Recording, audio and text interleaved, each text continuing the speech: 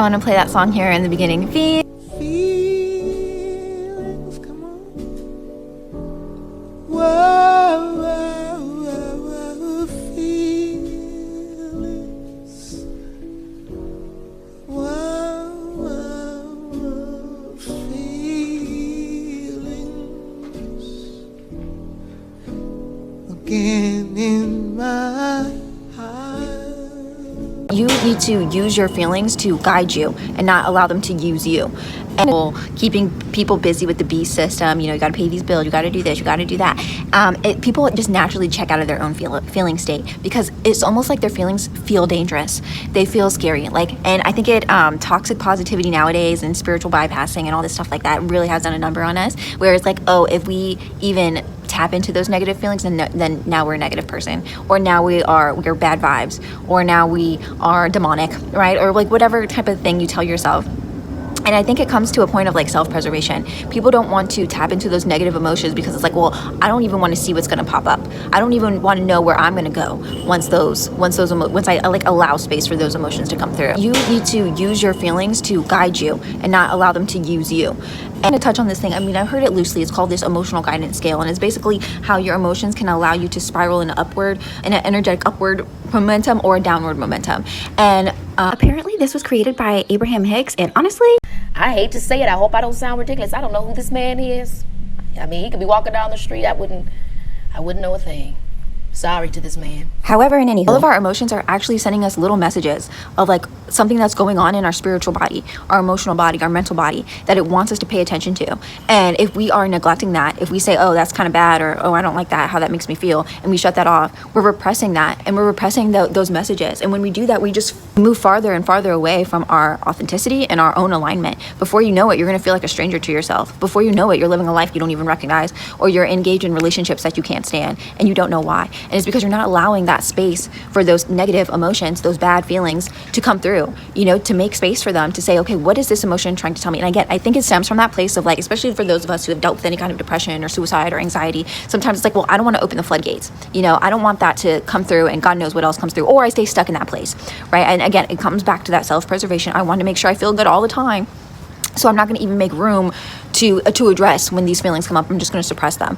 And what ends up happening is you're going to have an inevitable buildup. One day they're going to build up and you're going to have an explosion, or you're going to have that awakening when you look around you and say, what is going on? Who are all these people around me? Why don't I like anybody around me? Or, why am I living this life that I hate?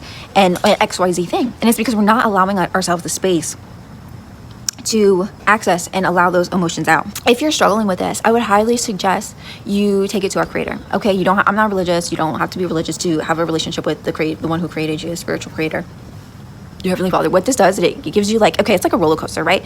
If we allow ourselves, even though roller coasters can last like a few minutes, think of like all the ups and downs and loops and roundabouts you go within those a couple minutes, right? That's what happens when we create space to actually assess our emotions, right? We're like, okay, we got to strap up because who knows where this is going to lead, right? And I think it just stems from you start with this question of like, what is this emotion trying to show me?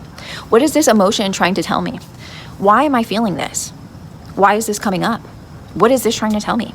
Any Rolodex of that is where you want to start that process. And if you have like your creator, think of like when if you ever taken a ride before, if you ever gone on a roller coaster or even a little baby ride, sometimes when you're first starting, you'll have someone go with you. Your parent will go with you. So, bring your Heavenly Father, or your older sibling will go with you.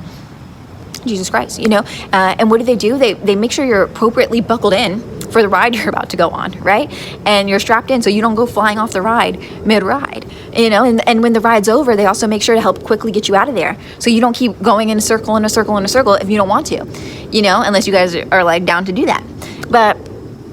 And I think what that helps is giving you, rather than you just keep, again, circling that ride over and over or getting flung off the thing and injuring yourself, it gives you that guiding force, right? To let you know, because you ask those questions and you will receive answers. But I think it's like being open and willing for that ride, and where it takes you. Because at the end of the day, if you can hold on and you can go through those more difficult, you can ask those more and you can allow those more difficult thoughts and emotions to come up, there is transformation and development on the other side. There is a level up on the other side. There's growth on the other side. If you allow yourself to go through that process, that roller coaster, if you will.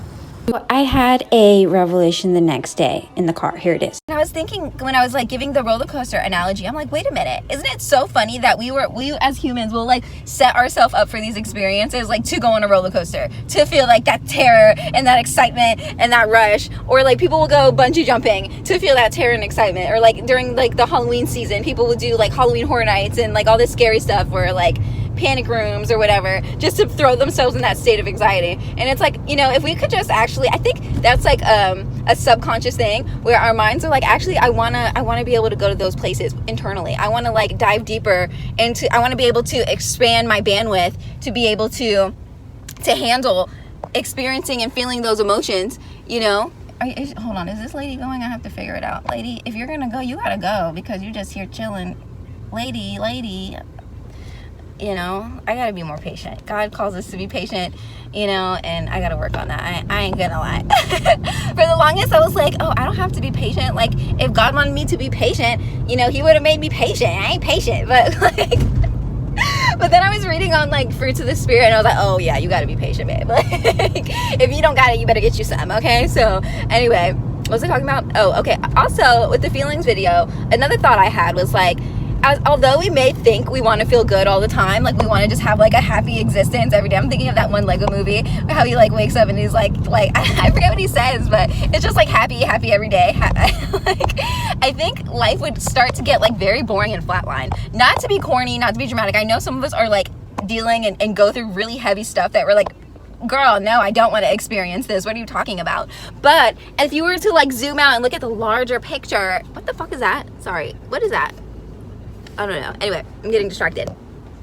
If we were to zoom out and look at the larger picture at hand, that gives our life depth, okay? That gives us our soul depth. The fact that we're able to like go back and forth and feel and experience these not so good, not so pleasant things, it creates like so much more like gratitude, appreciation, and love for when things are going right, when things are happy. Because after a while, the happy would just cease to be that happy. It would just be like, okay, yeah, this is normal life. You know, I think of like how quickly we just get used to things and like it becomes our new normal, you know. And so if we were to always experience happiness 24/7 and good vibes 24/7, we wouldn't even recognize it as that. We're like, yeah, this is life, like whatever, like, you know. Having those pain points, having those traumas, if you will, whether big T, little t, whatever, you know, having those bad days, those sad days, it gives it, not to say like it gives our life meaning, but it does give our life like some color, some depth, some raw and realness, some deep emotion, you know.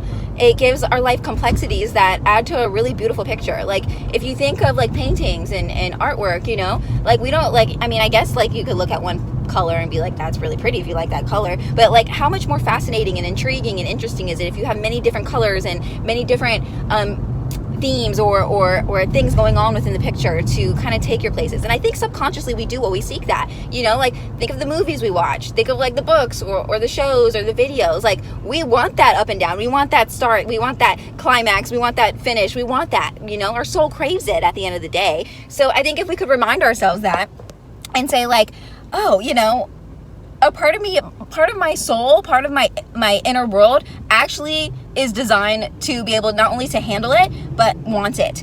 Deep down wants it to some degree, right? To either expand our souls, again, to create like emotional depth or within us so that we can experience and have a knowing, know more. You know, because whether you wanted to, well, I guess it depends on your disposition, but there's a possibility with any problem or negativity or hardship you're facing, there's actually golden lessons in each one of those. There's a level up in each one of those, and each L is like for lesson, L is for level up if you decide, right? And if you're never challenged, if you never go through that, then that opportunity kind of ceases to be, you know. And then the appreciation, you know, also tends to dwindle as well. I think that's part of the human nature we also kind of forget or neglect. But anyway, that's just what I was thinking when I was like reviewing it back, and I was like, okay, interesting. But I don't want to sound corny, and nor do I want to like dismiss like how hard some of this stuff can be to like in the moment while we're going through it, you know. So I don't want to dismiss it, and I don't want to like trivialize like these harder things that we're all going through. But if we can just switch our perspective on it, you know, again, there's gold in all that dirt, you know. So anyway, the ugly ones. You don't need to fear them. You need to allow them to guide you and tell you what it is they're trying to tell you about yourself or the situation. You know, feeling frustration around a thing and say, oh, well, I shouldn't feel frustration because frustration is bad, or this is a loved one, so why would I feel frustration with them? Well, maybe your inner self is trying to express that, hey, we have boundaries here. We have energetic boundaries. We have physical boundaries, and our boundaries aren't being respected. And I would like my boundary to be respected. So that's where that irritability is coming from. You think, oh, I have anger issues. Well, maybe you're just not preserving your own boundaries.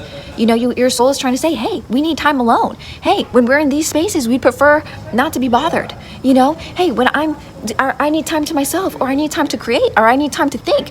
And, you know, because we're not allowing that space, you're not even allowing me to guide you on that.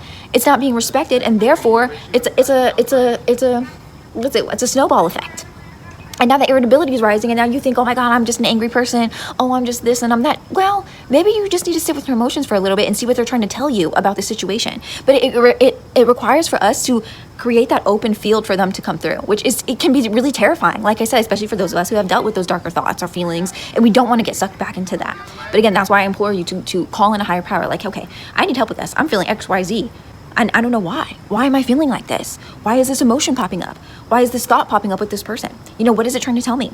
You know, maybe like an ugly feeling like, oh, I feel envious, or I feel jealous of this somebody, you know? And it's like, well, why? You know, when you open that thing up, it says, oh, because they're doing something you've always wanted to do, but you feel incapable of doing. Why do you feel incapable of doing that? You know, and then you might to go through those stories. Well, but I have this problem and that problem. Well, who said that's a problem? If they overcame theirs, why can't you overcome yours, right? So something that was once a wound, was once a pain point, you can transform it to a PowerPoint. Not a PowerPoint slide, but you know what I mean. You can transform it into an access point to level up yourself and experience a more fulfilling life. And I think that's the point of it all. I think that's the point of all the emotions, to guide you so that you can live and experience the most fulfillment possible in this life that's aligned with you and your soul and what God wants for you to experience in this life. But if we're always suppressing what we feel, and oh my God, a negative emotion popped up, I can't allow myself to feel that negative emotion because those bad feelings are bad, then you're never going to allow yourself to actually get in alignment with what it is you truly want, what you're truly seeking, what you really want to experience. So whether it be deep sadness for a thing, are you grieving something? Are you mourning something? Let's create the space for your soul and your heart to talk to you about it. But you'll never get there if you're always suppressing, just because it's bad, you know, bad, quote unquote, bad feeling, you know. I think there's one thing to allow yourself to get lost in the sauce and allow yourself to spiral without, again, no seatbelt on that proverbial roller coaster, right? That could be dangerous.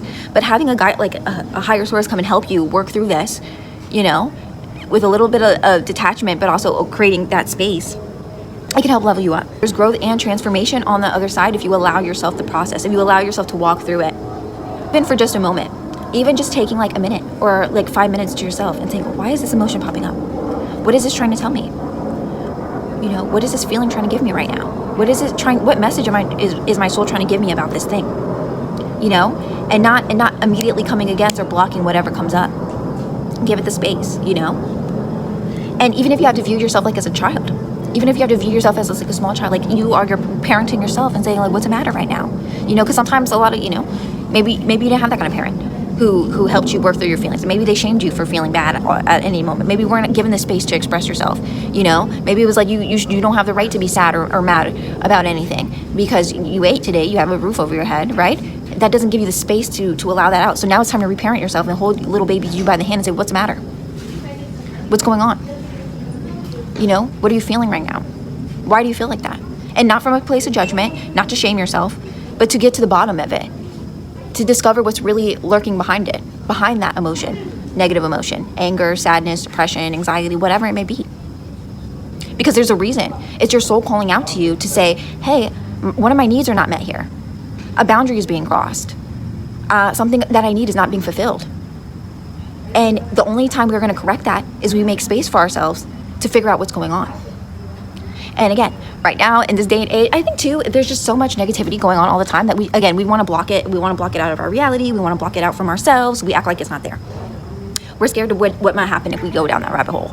But allow yourself. Say, I'm safe. I'm okay here.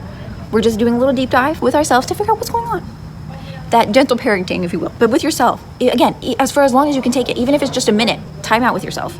Why am I feeling this way? Rather than rejecting it and running with it, or I I know I'm guilty of this. It's like, well, it is what it is. You know, what can I do about it? And it's like, okay, well, actually, what can you do about it? Is there something you can change here? But how are you going to even get to that point if you don't ask yourself, well, what about the situation is it that I really don't like in order to change it? And getting back to those core questions, why do I feel this way? And how do I move forward? Why is this really showing up right now? What's the root of this showing up? And give yourself space and the time and the love and that softness to help yourself work through it. And again, me, I have to call on a higher power. I do. I have to call on God, because sometimes, if not, I'll just circle in the negative motion, and we'll look at the guidance scale. What happens when you circle in a negative? You're going to eventually go down, and it's going to get worse. So you want to always think of like, how am I trying to move up out of this situation, right? Like, anger isn't necessarily bad. Now, if we stay in anger, that's a bad thing. Okay, I can speak on that like 1,000%. And so can a lot of people that are in jail right now. So can a lot of people that are 6 feet under. Okay, so again, they're not bad in itself. But when we don't look at this, when we don't heal, when we don't remedy, we don't get to the source of why we're feeling like that, it can become something very dangerous to us, right? And also a lot of illness, a lot of disease. What's the creation? Harboring these negative emotions inside. Not allowing ourselves to heal and remedy with that in us. And what happens? It makes our cells sick. So again, the feeling itself is not bad. The bad, quote unquote, bad emotion isn't bad. Us leaving it and repressing it and not doing anything about it, that's a bad thing. That's what we should see as negative. We should always give ourselves the space and the time to say, hey, you're allowed to feel all the range of human emotions, because they're there to guide me on how to be in a better alignment with myself, how to feel the most fulfillment with myself. And I get to listen to myself. I get to heal myself. Okay? So that's what I have on that. And we'll cue out by playing that song again. Feelings, not enough feelings. Okay, I love you. I hope you found this helpful. Talk to you next time. Bye.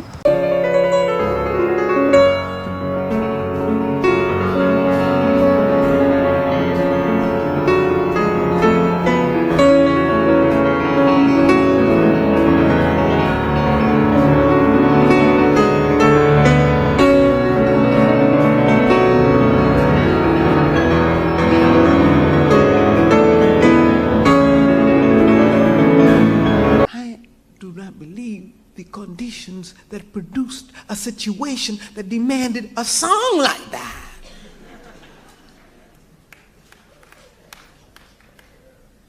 Well, come on, clap, damn it. What's wrong with you?